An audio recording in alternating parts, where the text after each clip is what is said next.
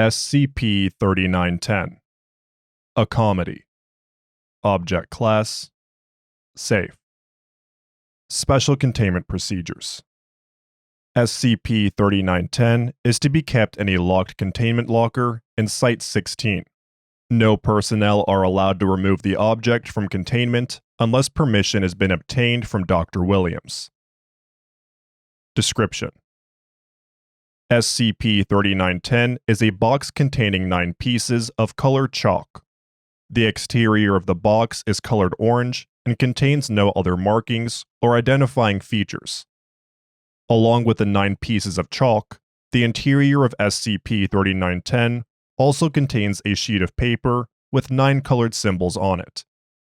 Each of these symbols seems to correspond with the color of chalk found in the object.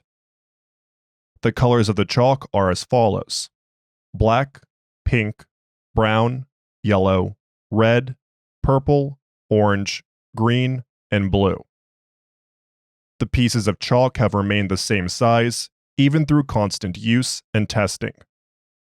The main anomalous property of SCP-3910 occurs when a symbol from the sheet of paper is drawn with the appropriate color of chalk on any surface.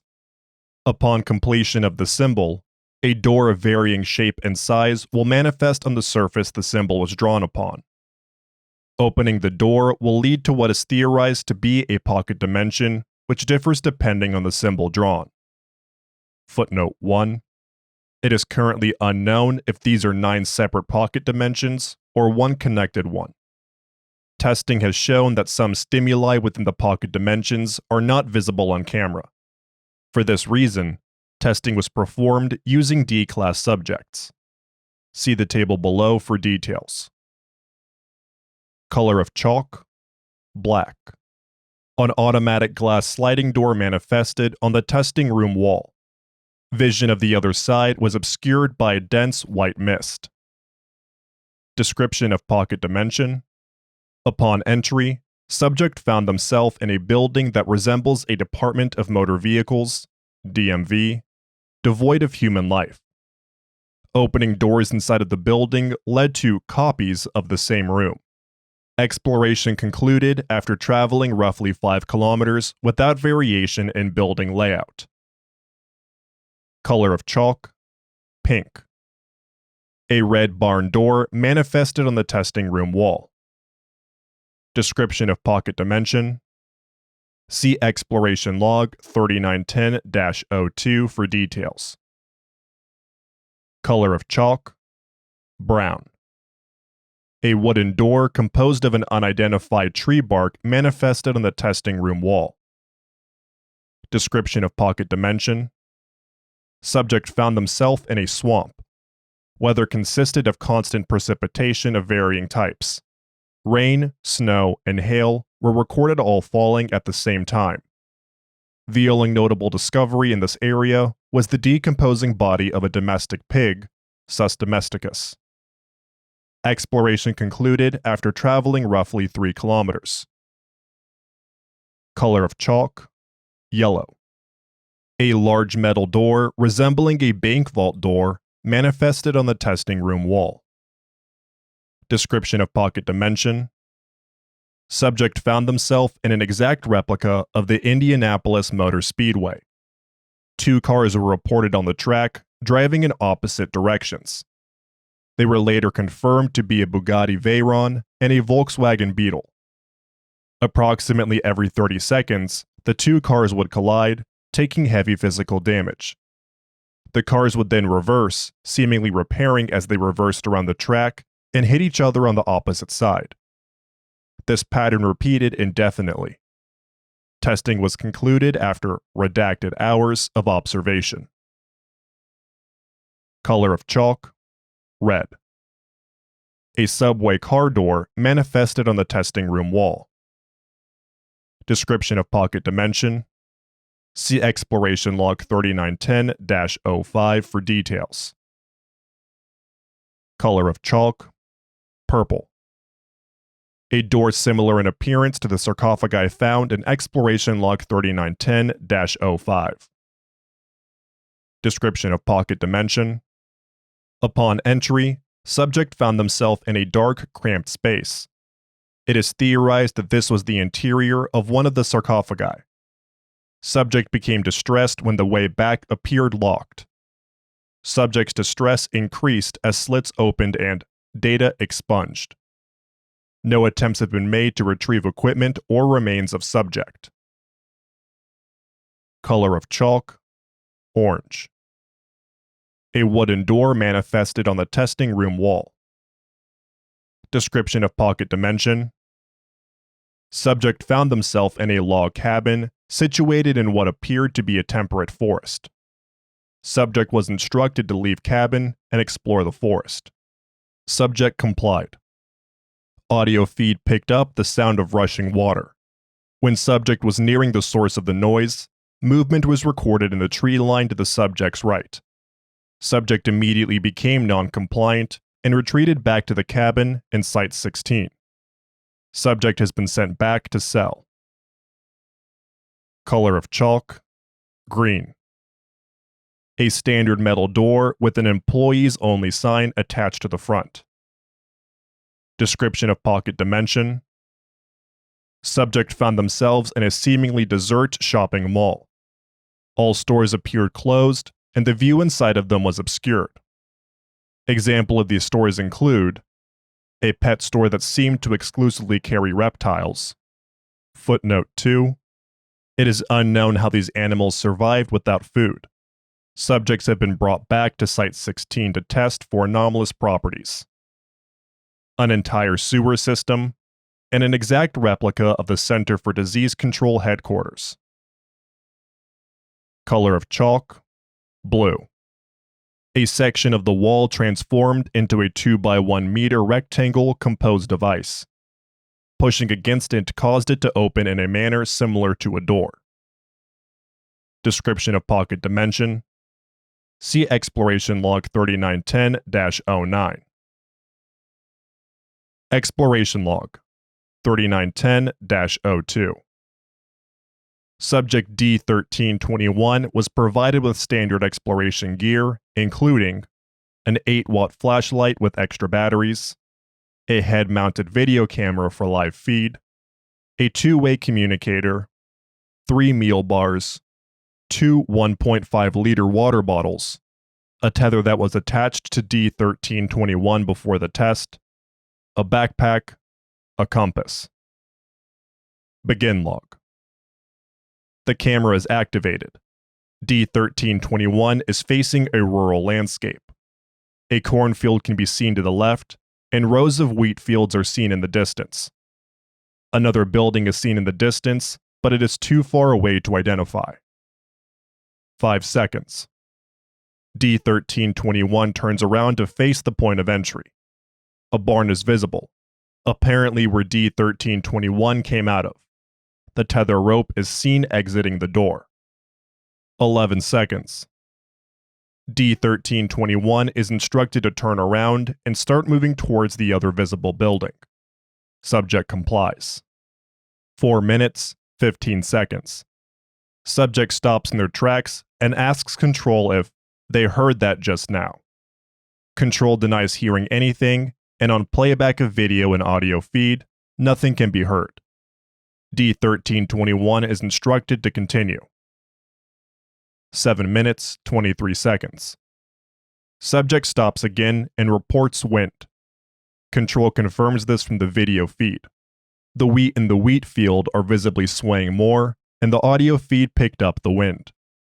Subject is instructed again to keep moving to the building, which appears to be an old house. 11 minutes, 45 seconds. Subject is about 100 meters from the house when they stop again. D1321 reports the wind getting more violent and turns around. At least 4 tornadoes of varying size and strength are visible in the distance behind D1321. Subject becomes distressed and begins to remove their tether. Control does not object at this time, as removal may increase chance of survival. D1321 begins to run to the house. 13 minutes, 6 seconds. D1321 arrives at the house.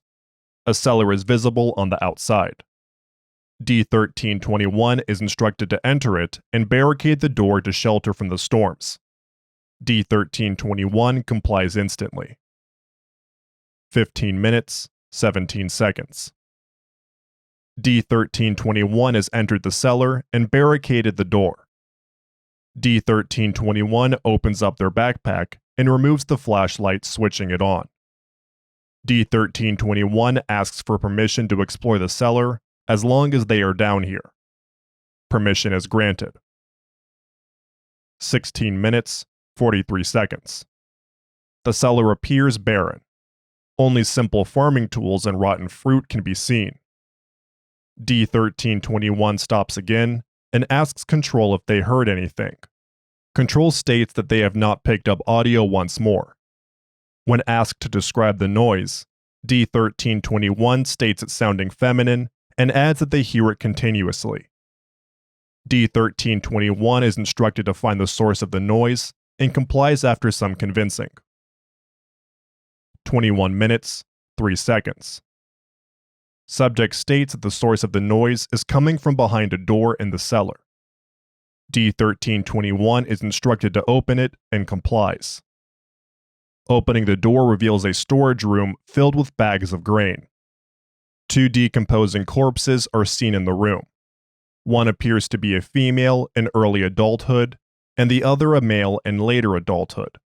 Both are nude and have multiple lacerations and puncture wounds in the abdominal area. D1321 shows abnormal behavior, walking up to the corpses and asking if they are okay. Control does not interrupt, and D1321 continues, apparently having a conversation with the female corpse. In briefing, it was confirmed that D1321 perceives the corpses as living humans who are also hiding from the storm. The conversation consisted of data expunged. 46 minutes, 42 seconds. The noise outside is greatly reduced, and D1321 is instructed to leave the cellar. The subject complies, and it is clear again. D1321 is then instructed to walk back to the original barn and go back through the barn door. Subject complies and returns to the testing room in Site-16 without further incident. End log. Exploration log 3910-05. Begin log. Camera activates. D1321 appears to be in a subway station. This is confirmed when D1321 turns around, and it is revealed that they have just exited a subway car. D1321 is instructed by Control to find a way to get to the surface. Subject complies. 6 minutes, 17 seconds. Subject finds multiple stairs and powered down escalators and uses them to ascend. Throughout this, subway has been shown to contain no signs of life. D1321 climbs the final escalator and exits to a barren metropolitan area. D1321 is told to stand by while Control discusses the next course of action. It is agreed that D1321 is to reach the top of one of the taller buildings and survey the area. D1321 is to first go back to the subway car and back to Site-16 so the tether can be removed. The area proves too big, and the length of the tether will obstruct D1321's progress. 13 minutes, 34 seconds. Subject returns to Site-16 and tether is removed. D1321 is given 10 cans of yellow-green spray paint to mark their path throughout the city. D1321 is then released back into the subway and makes their way back to the surface. 20 minutes, 45 seconds. D1321 has made it back to the surface and begins heading to the closest skyscraper. D1321 enters to find themselves in a mostly empty white room. Elevator doors are in the back of the room. The rest of the room is devoid of furniture, barring crudely made stone sarcophagi that line the walls. D1321 is instructed to approach one for examination. It appears that each one has been individually hand-carved. D1321 is then instructed to move into the elevator and go to the highest floor. Subject complies. 25 minutes, 2 seconds. Subject exits elevator into a room that is visually identical to the first room, the only difference being glass walls. Sarcophagi still line the walls. D1321 is instructed to view the city from all 4 sides of the room. A wall can be seen surrounding the city, about 3/4 the size of the building D1321 is in. However, because of the distance, it is difficult to see what lies beyond the wall. Therefore, it is decided that D1321 should exit the skyscraper and move towards the wall. D1321 complies and begins to descend down the building. 36 minutes, 23 seconds. At this point, D1321 is outside and moving towards the wall. Sarcophagi can be seen through the windows of buildings, and many can be seen standing upright on street corners. D1321 spray paints lines into the ground as they move forward. 52 minutes, 42 seconds. D1321 has reached the base of the wall. Sarcophagi line the outside of the wall. Lifts can also be seen on the outside of the wall, about one every 100 meters. D1321 is instructed to enter a lift and take it to the top of the wall. D1321 complies. 57 minutes, 21 seconds. The lift reaches the top of the wall, and D1321 exits. D1321 is instructed to look over the wall, and they comply. D1321 immediately becomes distressed. All that is visible over the wall are corpses, too close together to see the ground. D1321 does not respond to verbal commands from control. Suddenly, D1321 begins to run back to the lift and takes it down despite control demanding them to stop.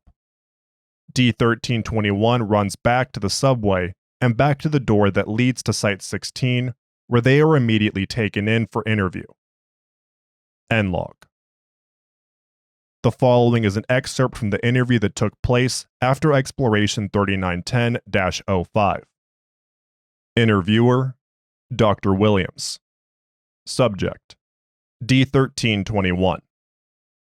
Dr. Williams. Why did you run D1321? What did you see? D1321. There were just so many of them. I didn't know what to do. I was just frozen in fear at first. You know how you just lock up and can't even think of anything? That's what I was going through. Forgive me, but I don't understand. It was a lot of corpses, sure, but for you to react to something like that doesn't make sense to me. Corpses? Was that camera busted or something? Those weren't corpses, man. It was people. Thousands and thousands of people tearing each other apart. You could just feel the anger, the hate radiating off of them. All of it directed at each other. And then one of them spotted me and they all stopped just like that. Every single fucking one of them. That's when I knew I was fucked. It's hard to describe, but it's like all that hate was suddenly being directed at me. I ran. So what? Anyone would have done the same thing. Exploration Log 3910-09. Upon entering, D1265 found themselves in a frozen wasteland. D1265 immediately came back and was issued Arctic survival gear. D1265 proceeded to go back into the doorway and continued the exploration. Begin log. 4 minutes, 2 seconds. D1265 was returned from Site 16 with Arctic gear.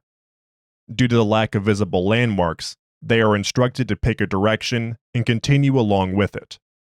If nothing is found within 3 kilometers, D1265 is to return to the doorway. D1265 complies. 23 minutes, 34 seconds. D-1265 has walked about 1 kilometer at this point, with no variation in the environment. When asked how they are doing, D-1265 replied, "Cold." Control stops asking about personal status from now on. 35 minutes, 21 seconds. D-1265 is about 1.5 kilometers into the wasteland when a shape becomes visible in the distance. Subject is instructed to head towards the landmark. 37 minutes, 30 seconds. D-1265 gets closer to the object. Visibility becomes worse. Precipitation mixed with wind and fog make it difficult to tell what the subject is. D-1265 advances. 42 minutes, 26 seconds.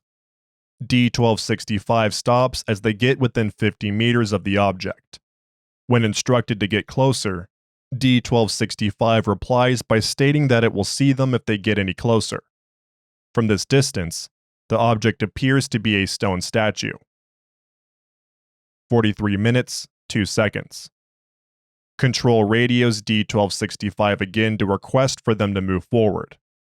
D-1265 radios back in a distressed tone for Control to "shut up or else that thing is gonna hear." D-1265 at this point looked up and at the object before becoming extremely distressed and shouting, most of which was unintelligible. 44 minutes, 12 seconds. Subject begins to walk towards the object, which can now be identified as something that resembles the sarcophagi from Exploration 3910-05, except much larger. As D-1265 approaches the sarcophagus, they shout at it to "get away from them." D-1265 stumbles and falls. The camera is dislodged and lands on the ground, facing the sarcophagus. 45 minutes, 1 second. The sarcophagus opens. 3 corpses of middle-aged men are inside. D-1265 continues to express distress and shock, shouting at the corpses and sarcophagus to "get your damn hands off of me." D-1265 walks into the sarcophagus and it closes. 45 minutes, 42 seconds. The camera feed stays online until the camera runs out of battery. The view is of the outside of the sarcophagus. The only visible mark is an inscription that was written on the bottom of it. "Lasciate ogni speranza voi contrate." End log. The language was found to be ancient Italian of the Tuscan dialect, and translates to "abandon every hope, ye who enter," a line found in Canto 3 of Dante Alighieri's Commedia. Thank you for listening to SCP-3910, a comedy, by Sly161.